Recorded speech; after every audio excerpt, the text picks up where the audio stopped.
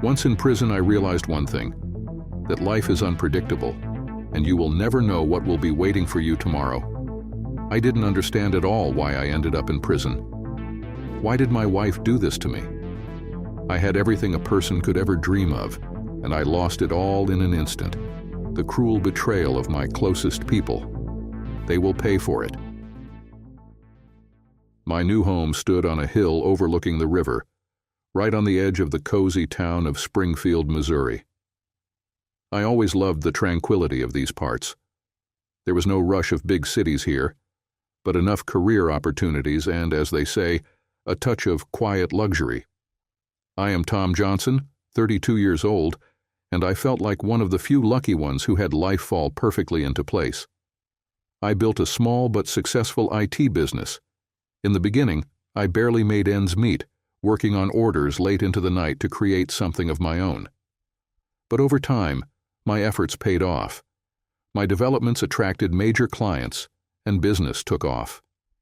Years of work allowed me to buy a spacious home, and our neighborhood, peaceful and cozy, yet filled with upscale houses and gardens, affirmed my social status. Sarah was a beautiful, smart, and charming woman. We met when she was just an office assistant. Over time, her charm and sincerity won me over. I saw enormous potential in her back then and gladly helped her develop her career. Sarah managed to grow her Instagram account, where her photos and advice garnered tens of thousands of likes. She found herself advertisement deals and quickly became well known in our small town and beyond. My friends joked that with such a vibrant and stylish wife, I had hit the jackpot, and to be honest, I always felt a little proud of it. Friends, Ben and Mike. I've known them since college. We were that inseparable trio, making big plans and believing we'd never part. Together we took on our first odd jobs. Together we failed a few projects, and there was a time when we dreamed of starting our own business. Ben and Mike always wanted to open their own auto repair shop, dreaming of their space with lifts, toolboxes, and a big garage where cars from all over the city could come for service. They lacked a bit of luck or startup capital, but they never lost hope. While I was growing my IT business, they tried to stay afloat by working in auto maintenance and repair in other people's shops. Over time, though, our paths diverged. I went into high tech and took up programming, thinking it would open more doors. My friends didn't particularly support this decision, believing programming was boring and detached from reality. Ben often said, "Tom, you're a smart guy, so why waste time on these codes? You'd be better off doing something real, something useful, like us." I'd laugh in response, knowing their dream of opening a shop might never come true, but I did appreciate their persistence. And no, I didn't wish them ill or take pleasure in their setbacks, just, how can I put this gently? I don't know, so I'll just say it plainly. They were great guys, but they weren't business partners. Despite our different paths, we stayed friends. We'd often meet up either at my place or at some venue, but over time, as my lifestyle improved, our meetings became less frequent. I didn't have friends who matched my status, simply because such friends are hard to find, and Ben and Mike had been there since college, and we knew everything about each other, which made it easy to be around them. Sarah usually didn't mind when I spent time with my friends. She had her own life, filled with social events, photo shoots, and meetings with her social media colleagues. We weren't just a couple. We were partners, people who shared a common outlook on life. I thought her support helped me grow. Seeing Ben and Mike glance at Sarah during visits didn't make me jealous. It made me proud to have such a woman by my side. Honestly, I just trusted each of them completely. Ben often complimented her, saying how lucky I was to have such a wife. Sometimes I'd notice Sarah giving a sweet smile in return, openly enjoying their attention. I chalked it up to her natural femininity, that open character that drew people to her. I didn't feel jealousy because we had a rich, intimate life. It was wonderful. Although we were financially comfortable, we didn't have children. That was a conscious choice on our part. I was always busy with work, and Sarah didn't want to ruin her figure. So that's how it is. Over the years, I began to notice something strange in my relationships with friends. I sometimes saw a flash of tension in Ben and Mike's eyes, a hint of irritation that seemed to have been building up over the years. The feeling was odd, and it started to worry me. In the past couple of years, I'd achieved significant success at work, especially after we started receiving orders from major companies. My business was growing, revenues were increasing, and this allowed me to raise my standard of living, something they saw in everything, from the furniture in my home to the cars parked in the driveway. And the higher I climbed, the clearer it became that Ben and Mike were stuck in place. Their auto repair business continued to bring in a modest income, and they would complain that everything's gone bad and it's impossible to survive on old equipment. Sometimes they asked me for help. I never refused them when they asked for money, even if I didn't always get it back. The first few times I was okay with it, reminding myself that this is what friends do. But with each instance, it started to become routine. Ben or Mike would ask to borrow a couple of $100 until next week. Small sums, but it was happening more often. They promised to pay me back, but I rarely saw that money returned. Eventually, I resigned myself, convincing myself that friendship was more important than finances and that their situation wasn't as fortunate as mine. Over time, I noticed that every time I shared my achievements with them, like a new project or a lucrative deal, their faces would turn serious, as if something heavy fell between us, creating distance. Instead of the usual supportive words, I saw distant looks. When I shared that my company had signed a contract with one of the country's largest software providers, instead of the encouraging comments I'd expected, there was a strange silence. "Yes, Tom, it seems like you're making more money each year," Mike once said, with something toxic in his tone, maybe sarcasm, maybe just irritation. It was the first red flag for me. Ben, always more reserved, just stayed silent, avoiding eye contact. He often tried to change the topic when money or business came up, preferring to talk about lighter subjects. But for me, someone who'd put years into his business, work was an inseparable part of life. Maybe I talked about it more than I should have, but in return I just wanted support from people I'd known almost all my life. Even Sarah had noticed the shift a few years ago when our status had gone up. A few times after they'd left, she would gently hint that maybe it was time to stop seeing them, or at least meet on neutral ground. And while I understood that her advice made sense, I continued doing what I thought was right. Over time, an invisible wall seemed to rise between us. Ben and Mike would increasingly make biting jokes about how, since I had so much money, I should pay for dinner or put on a better spread. It might have sounded funny, but when the same jokes repeated over and over, I began to think. I remember one day when we were sitting on my terrace, and Mike said that I ought to help out my old friends so they could finally open the workshop they'd dreamed of. "It would be cool, Tom, if you lent us some money for this business, and we could do our own thing, like we used to dream about," he suggested, laughing but with expectation in his eyes. Ben just nodded in response, also smiling, but I knew deep down that they were serious. But I knew that free cheese is only in a mousetrap. If they wanted to open their own business and bring me on as an investor, I needed to be sure my money wouldn't go to waste, and I wasn't sure of that. That was the first issue, and the second problem was that it would make us business partners, while I wanted us to remain friends. Overall, it didn't bother me too much, as my wife and work were my main priorities. My career was on the rise. I had a beautiful wife and everything was going great between us. Until one day my neighbor, Mr. Brown, approached me. He was a man over 70, a former police detective who had lived in our neighborhood for many years.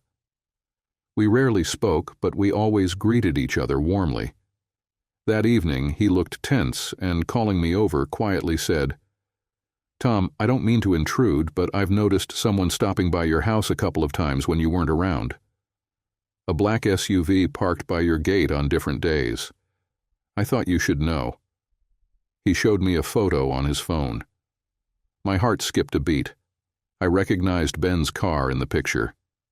Ben had never mentioned visiting my place when I wasn't home, and I didn't know what to think. Thank you, Mr. Brown. I'll keep that in mind, I replied, returning home as if nothing had happened. Sarah had never told me she met with Ben in my absence. She was always busy with work and photos for her social media account, or so I had thought. After that conversation, I began to notice Sarah's behavior more closely. She had always enjoyed social media, but now her phone seemed glued to her hand, or maybe I was just noticing it more. It felt like she was living more in her virtual world than in our real one. Her smile no longer seemed genuine. She was less attentive to me, as if our time together no longer held the same value for her.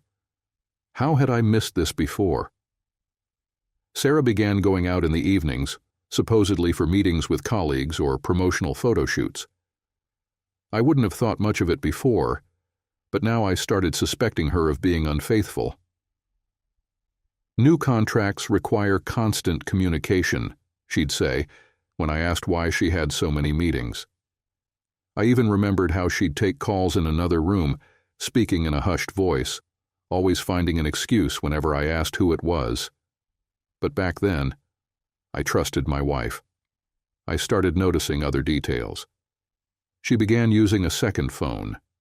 She used to have only one, the one I'd given her on our anniversary, with a gold trim and personalized engraving, and Sarah had always cherished it. But now there was another device that she never left unattended. I recalled colleagues telling me that a second phone was often a sign of a double life. The thought wouldn't leave my mind. I could no longer remain in the dark. Throughout all the years of our marriage, I had trusted Sarah, but now it felt as if my entire marriage was a lie. When she took a shower, I grabbed her phone and installed software that would allow me to listen to her calls. I also checked her messages and call history, but there was nothing suspicious there. Her second phone, however, I couldn't access since I didn't know where she kept it. She seemed to even take it to the shower with her. The program I used was simple but effective. It automatically forwarded audio files of all conversations to me. For the first 2 days, nothing unusual happened. I listened to her regular chats with friends and colleagues, but on the third day, I heard something that changed everything. That evening she called Ben. Their voices were restrained, almost cold, like two people who wanted to keep their conversation a secret. "Are you sure he'll be leaving?" he asked. My pulse quickened, and I had to take a deep breath to stop myself from smashing the phone. "Yes, he has a business trip next Thursday," she replied. "It's safe. We'll be at the cottage. Everything's planned." I realized they were talking about me. Sarah and Ben were discussing a meeting they had planned specifically during my absence. This trip was arranged so that I wouldn't suspect a thing. They wanted to use my business travel days for something they believed I shouldn't know about. A wave of anger washed over me. Hadn't I given Sarah everything she ever dreamed of? Hadn't I trusted and supported her at every step? I poured my soul into helping her build her social media career, believing she would be honest with me. But here I stood, with my phone in hand, feeling as if I were trapped in some surreal nightmare from which I couldn't wake up. I kept listening. During the conversation, they mentioned the meeting location, a rented cottage out of town where a small party was planned. Something that sounded like pure lies to me. Their voices held no friendliness, no lightness, only tension and cautious answers, as if they were discussing something forbidden. I heard Sarah giggle at something Ben said, and her laughter cut right through me.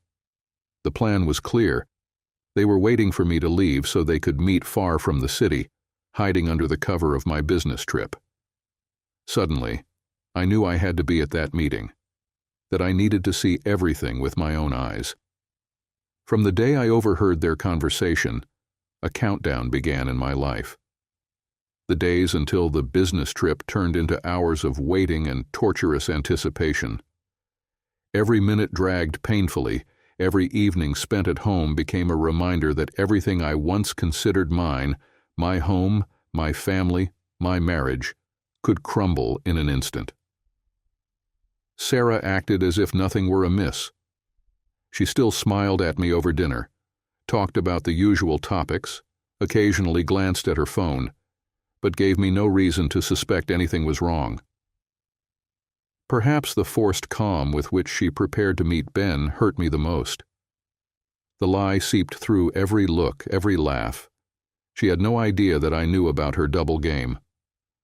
All this time I behaved just as calmly as she did, watching her skillful deception unfold more clearly each day.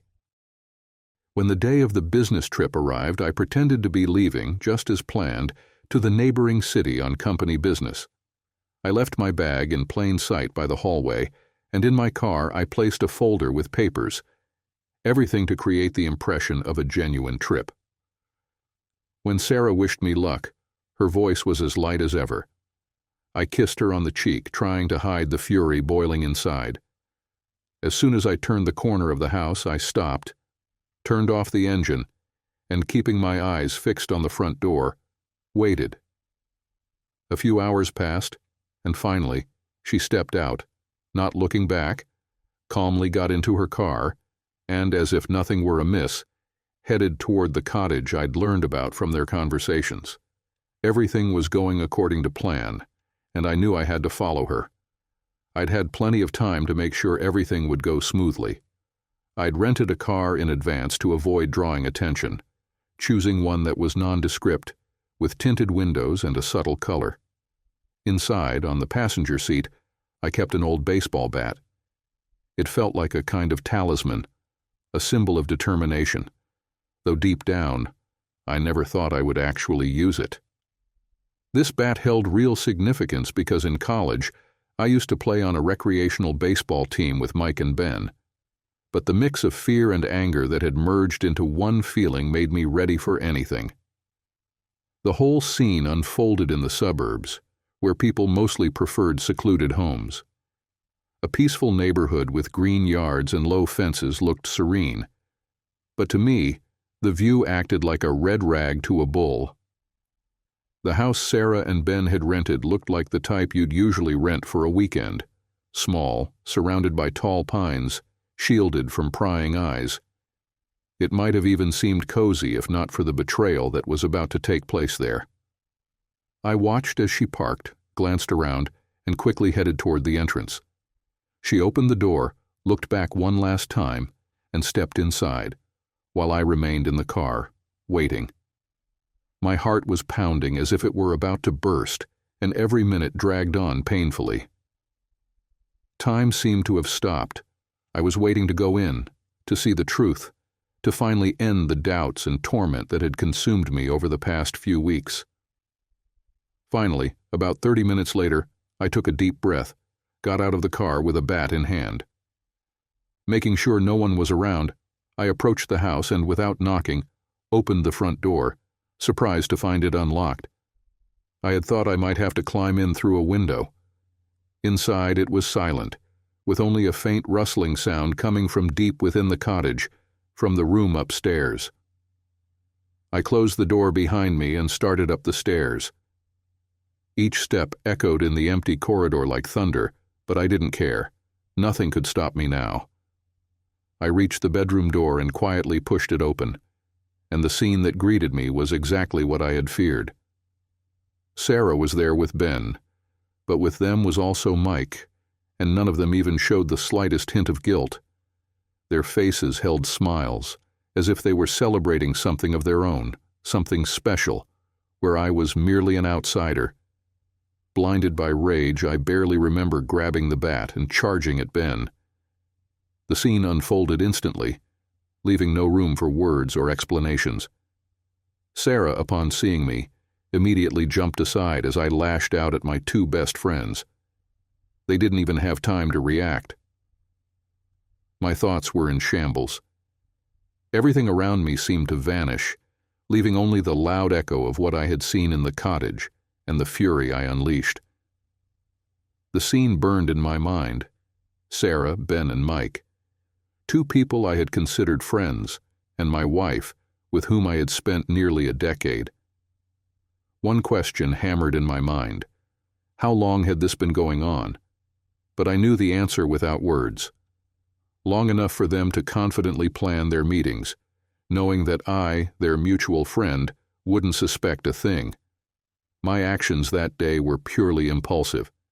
What happened in that bedroom, everything I did to Ben and Mike, defied any control.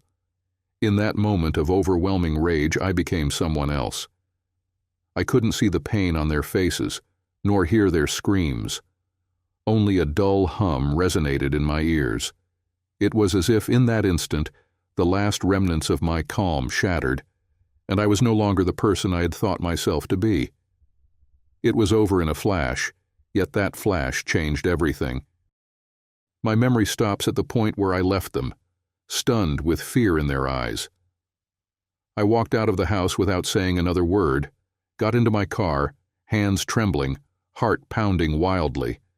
But I didn't need to look back to know that they would never be able to meet my gaze again.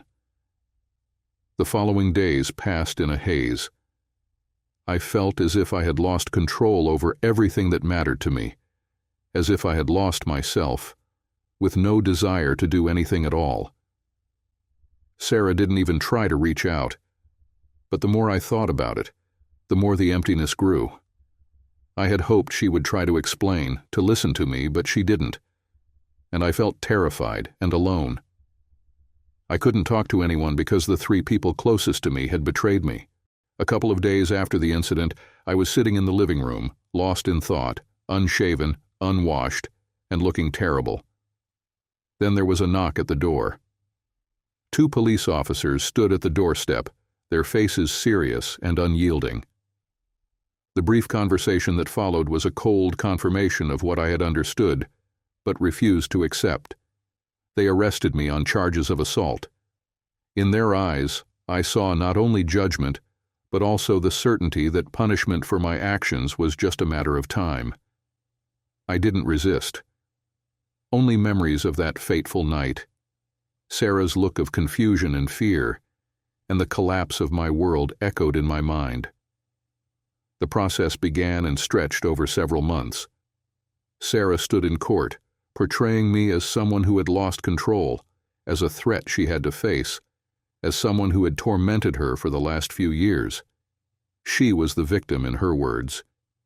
Every glance, every argument made by her lawyer branded me deeper. There was nothing that could justify me. The label of a dangerous man, a man who had snapped in a fit of rage, became more pronounced with each passing day. Everything my lawyer said turned into empty noise.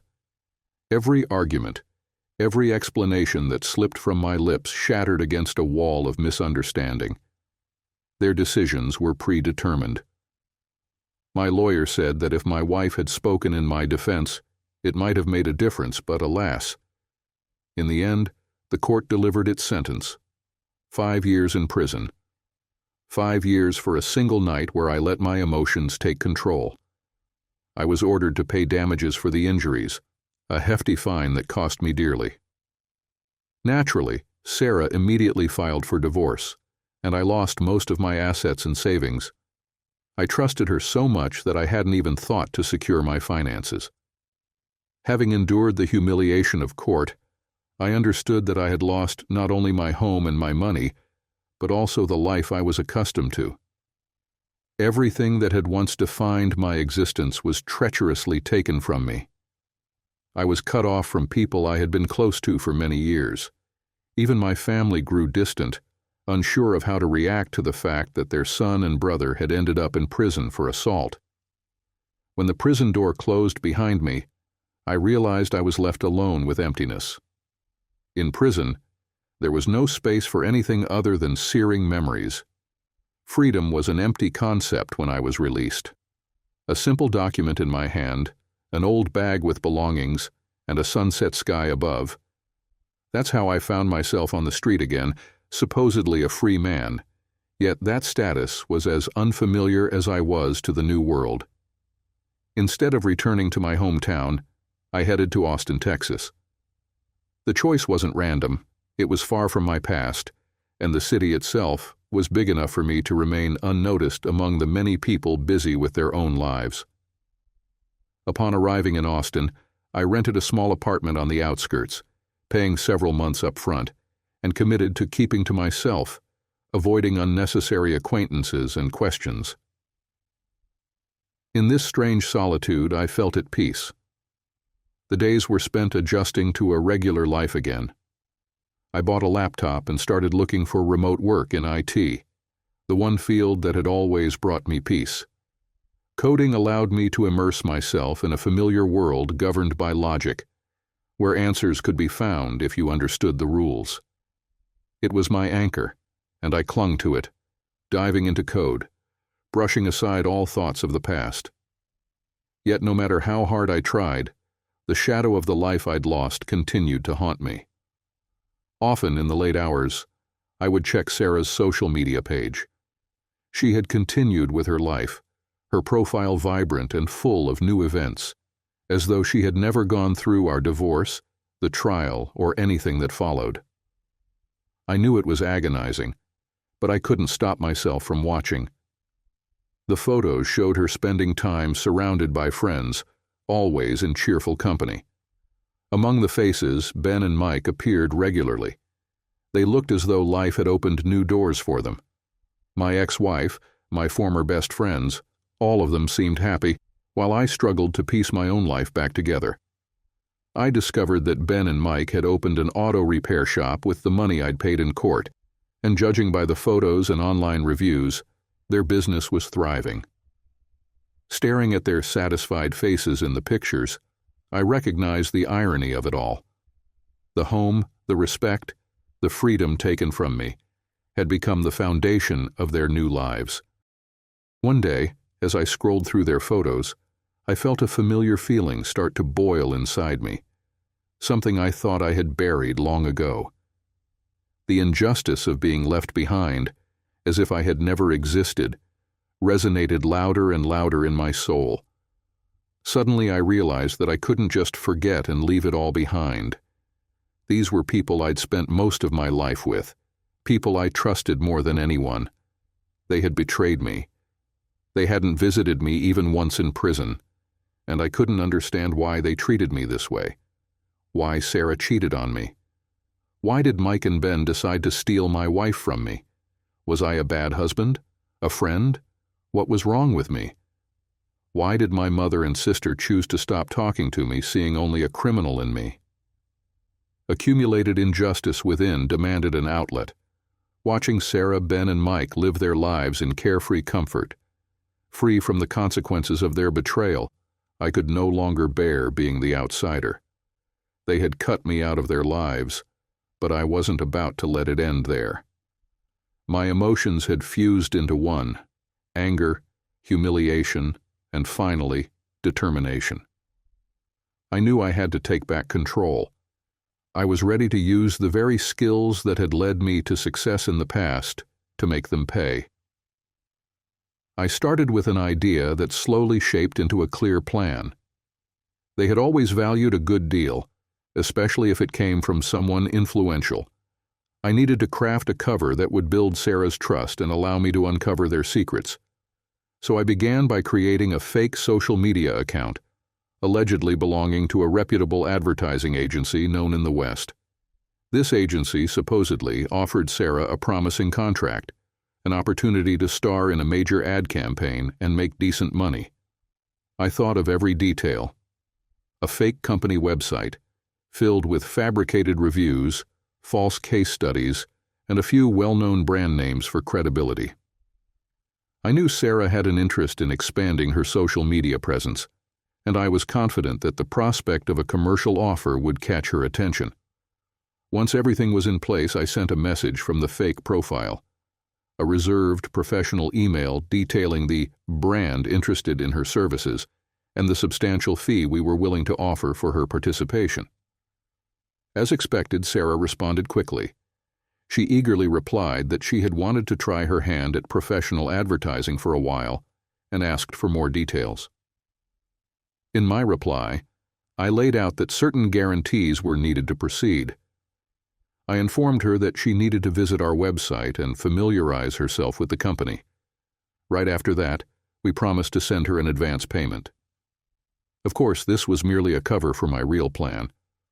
I provided her with a link to the site, which was infected with malware designed to gain full access to her devices. Sarah, as I had anticipated, didn't question the details, despite my teaching her never to click on unverified links. Her mind was clearly already fixated on the contract and the fee, and she clicked the link without hesitation. I watched the process through the fake account, observing as my trap unfolded. Her click gave me access to all her data, including messages, photos, and documents on her laptop. I knew it was a risk, but in that moment, my anger outweighed any fear of consequences. As I began going through her conversations, a series of revelations opened up before me. There, in her messages, was Ben. Everything I once believed to be true was merely a cover for their long-standing relationship. They exchanged messages filled with hidden hints and memories. Reading through them, I learned that their affair had started much earlier than I had assumed. They had been involved for at least a year before I ended up behind bars. Initially, Sarah met Ben at our home, but later Mike joined them, though the messages didn't reveal every detail. But there were other discoveries, too. In some conversations, they discussed their activities at closed parties. Ben and Mike, it turned out, didn't just run an auto repair shop. At these events, they distributed illegal substances, making a handsome profit from it. Sarah was well aware of what they were doing and was even the instigator of it. When I finished reading their correspondence, I realized I now had everything needed to topple their seemingly happy lives. They were living carefree, oblivious to the fact that their entire empire could collapse in an instant. I knew this information was enough to destroy their lives as they had destroyed mine. Standing up from my desk, I sent an anonymous tip to the police, attaching all the information I had gathered. In the message, I included the date and location of the next party, which I had learned from their chats. Their entire correspondence, every detail of their dealings, it was now in the hands of the law. All that was left was to wait for justice to strike them as suddenly as their betrayal had once struck me. Waiting turned out to be easier than I thought. Knowing the police now had all the evidence I had meticulously gathered made me feel calmer than ever. Everything I had set in motion was now unstoppable. The following days passed in anticipation as the approaching outcome became increasingly clear. Immersed in Austin's daily routine, I followed the news, checked social media feeds, each update bringing a slight tension, as if something was about to happen at any moment. On the fourth day after my anonymous tip, a news event made me hold my breath. The police conducted a major raid at a private party linked to illegal substance trafficking. I knew it was their night, their event, a place they thought was safe. But their confidence backfired. In subsequent reports, I saw everything I had hoped for. The police arrested several people at the party, including Ben and Mike. Local news sites quickly covered the incident, detailing the arrests and the exposure of the drug distribution network. My former friends had posed as respectable auto shop owners, while secretly managing a business that grew like a poisonous weed. But for me, this was only the beginning. The real blow came days after the arrest, when the police searched their workshop and homes. Authorities found documents and financial records, revealing they were laundering money through their business. The reputation they had carefully crafted was torn to shreds. In one night, they lost everything they had. Clients turned away, acquaintances pretended they had never known them, and financial backing vanished, leaving them alone to face the charges. Sarah, as I found out from social media, was not spared. Initially, she continued to act as if nothing had happened, but soon the shadow of exposure fell upon her too. Numerous photos of her at parties with Ben and Mike became the subject of discussions among her followers. Under each new post, questions appeared, then assumptions, and finally, open accusations and ridicule. Her sponsorship deals started to unravel one by one. Brands she collaborated with severed ties, unwilling to associate with a name tainted by scandal. Her image as a successful socialite crumbled as swiftly as her career. I watched it all unfold with a sense of satisfaction. Everything they built upon my losses and humiliation was now ruined, and I was the one who had sparked their downfall. They spent years creating an illusion of success, but I knew their true nature: betrayal, lies, and greed. Now their world collapsed, just as mine once did. Soon, news broke that Ben and Mike were facing prison time. They were charged with serious offenses that promised years behind bars. Their faces, marred by fear and desperation, flashed across the news pages. Now they understood what it meant to lose everything that mattered. But unlike me, their downfall was public, leaving no room for redemption. The arrest footage, visible to me and the entire town, captured by a hidden camera, showed the faces of people I once considered friends. Their unshakable confidence was shattered. Only confusion and fear remained in their eyes. They realized they had been set up, but couldn't guess who was behind their exposure.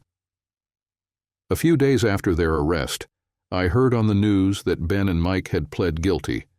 The fear of potentially lengthy sentences forced them to make a deal with the prosecution, and they seemed willing to accept any terms to reduce their time in prison. But even with the plea deal, they faced several years behind bars. Their arrest and confession effectively destroyed the remnants of their business and severed their social ties. No one was willing to support them. This chapter of their lives was the perfect ending for me. They paid for their actions. They believed they could live off my sacrifices, using me as a stepping stone for their success. But now they faced real consequences. A sense of justice filled me with a peace I hadn't felt in years. Revenge turned out to be liberation. When all events finally came to an end, I felt the tension that had gripped me for so many years begin to disappear. Friends who betrayed me lost their assets, their reputations, and even their freedom. The woman I once trusted was exposed before those who once adored her. Their lives fell apart, and mine, at last, found peace. After everything, I felt more and more that I could truly leave the past behind. My heart was no longer engulfed in bitterness and anger. Austin, with its open streets and bustling festivals, became my real home. I realized that this city, which I had once chosen as a refuge from pain, became the beginning of a new life. Here, no one knew about my losses and scars. No one reminded me of the past, as if I had been given a new chance to become someone else. In this calm, I allowed myself to open up to new people. I started going out more often, meeting others, and one evening I met Emily. She worked for a charitable organization, and her eyes sparkled with a kindness and inner calm I hadn't seen in a long time. In her words, in her gentle smile, in the way she talked about her dreams, there was no pretense, only sincerity and simple, quiet joy. Her warmth drew me in, and with her, I finally felt free. With Emily, things were different. She didn't ask probing questions about my past. She didn't press for details. Instead, she talked about her own goals, her favorite books, and the moments in life that made her happy. Her belief that one could live honestly without hiding their true feelings was a revelation to me. I started to feel that I no longer needed to hide, to hold on to resentment and anger. With every conversation, with each new day by her side, I felt life filling with the meaning I once thought I had lost. Together, we began creating simple but important moments. Walks along the waterfront, trips out of town, long talks in her small, cozy apartment kitchen. Emily was someone with whom I could believe in the future again. I gradually returned to what had once filled my life: work, hobbies, simple joys. Together, we planned to start a small business in IT, though I wasn't in a hurry. This time I wanted to build my life without grand ambitions or the need to prove anything to anyone.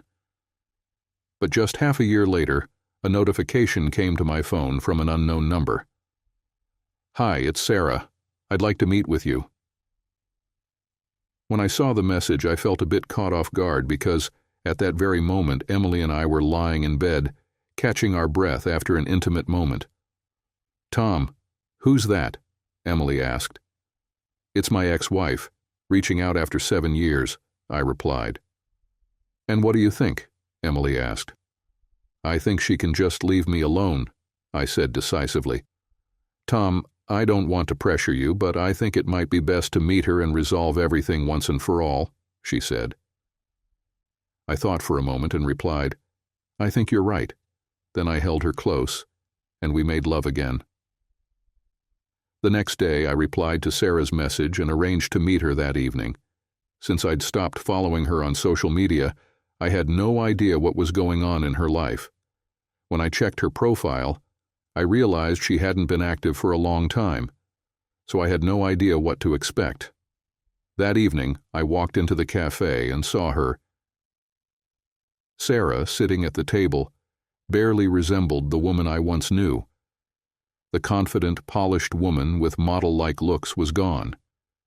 Her once bright and lively eyes now seemed dim, surrounded by deep, bluish shadows, as though she hadn't had a full night's sleep in months.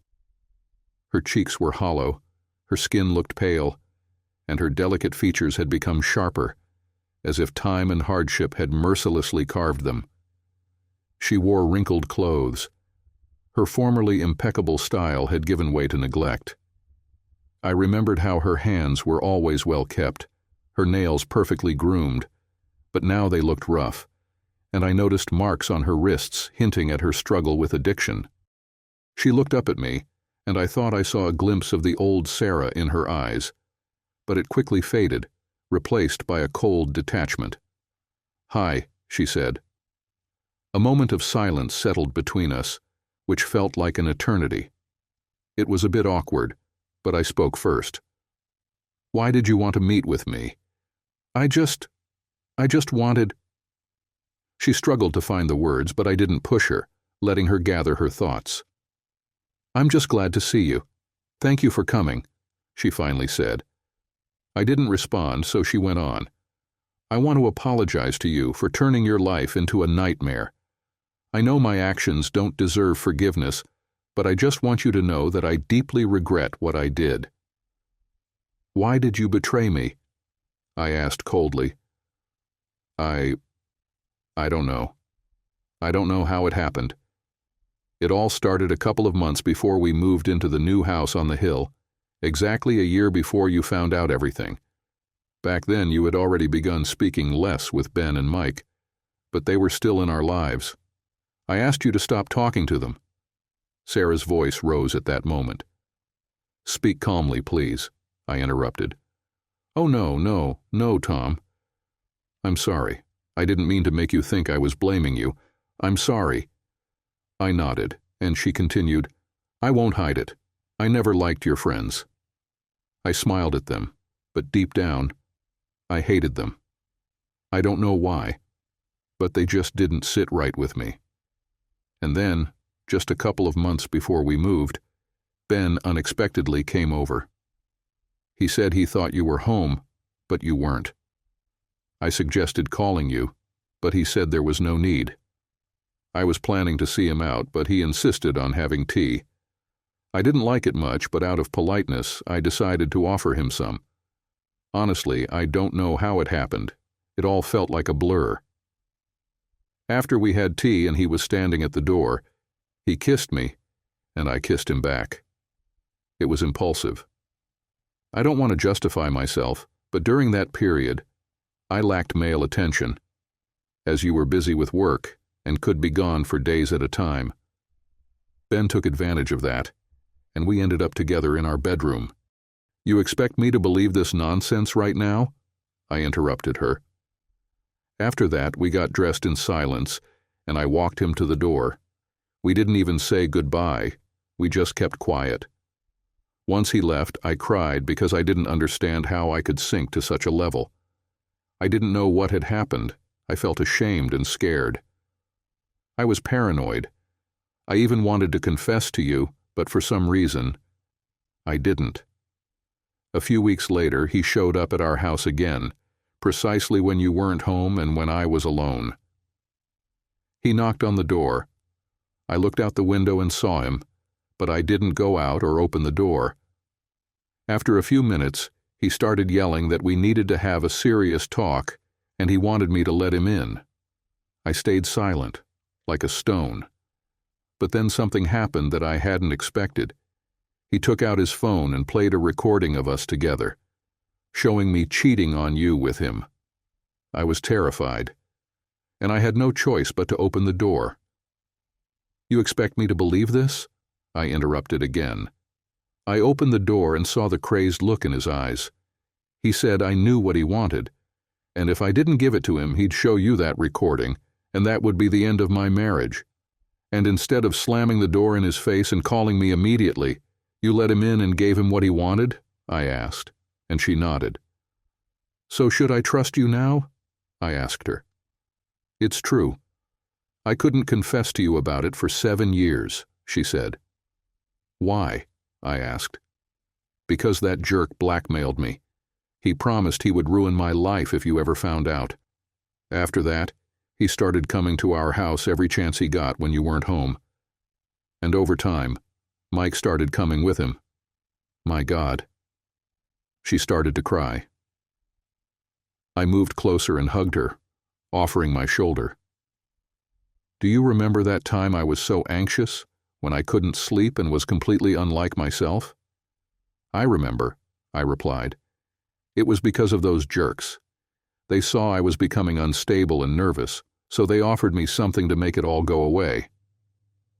I assume this something was illegal? Yes, and after that, my whole reality shifted. I couldn't tell what was real anymore. 1,000 times. I wanted to tell you everything, to end this nightmare. But the longer I put it off, the more surreal it seemed, and the more I felt I couldn't tell you. But everything got worse that night when you showed up at the cottage and caught me. After that, Ben and Mike forbade me from reaching out to you and forced me to testify against you in court. Please forgive me. I didn't know what to do. If you only knew how many times I wanted to visit you in prison. But you didn't. You didn't even try to contact me, I responded. But they threatened me. What was I supposed to do? She said. You could have chosen not to click that link, I said, seeing first confusion, and then a dawning realization in her eyes. She pulled away, and her innocent expression turned furious. That says it all. I stood up and left the cafe, hoping I'd never see her again, because a happy future awaited me. As I sat next to Sarah, a message came to my phone from Emily, showing an ultrasound confirming she was pregnant, and it made me realize that the past didn't matter anymore. What was truly important was building my present and future, so I headed straight out to buy an engagement ring.